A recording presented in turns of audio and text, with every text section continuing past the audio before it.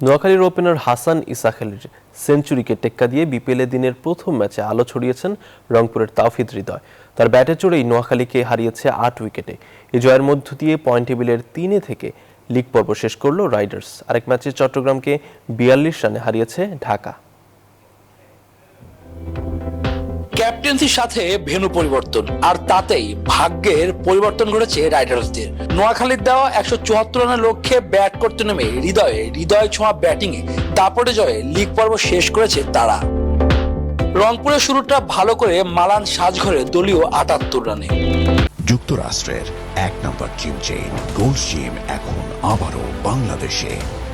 বসুন্ধরা আবাসিক এলাকা ও Bashundhara city shopping মলে। দ্বিতীয় উইকেটে হৃদয় ও লিটনের পার্টনারশিপ জমলো বেশ। এই জুটিতে এলো ৮৭ রান। এর মাঝেই চলতি বিপিএল এ তৃতীয় সেঞ্চুরি আর হৃদয় পেলেন প্রথম শতকের দেখা। এদিন খেললেন বিপিএল ইতিহাসে নিজের সর্বোচ্চ ১০৯ রানের ইনিংস। সাজঘরে ফিরলেন বটে, আর তাতেই সেট হয়ে যায় ম্যাচের টোন।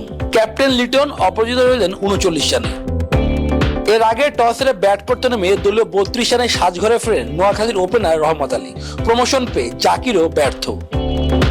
এক প্রান্ত আগলে সেঞ্চুরি তুলে নিলেন মোহাম্মদ নবীর ছেলে ইসাখিল। ৭০ বলে পেলেন শতকের দেখা। ক্যাপ্টেন হায়দার আলীর উইলো থেকে আসে ৪২ রান। এই জুটিতে আসে ৭৪ বলে ১৩৭ রান। তাতেই নোয়াখালী স্কোরবোর্ডে তোলে ২ উইকেটে ১৭৩ রান। এই জয়ে লিগ পর্বে নোয়াখালীর কাছে হারের প্রতিশোধ নিল মিকি আর্থারের দল। Shubhodeb Nath, news 24, Mirpur Sherebangla stadium, Dhaka.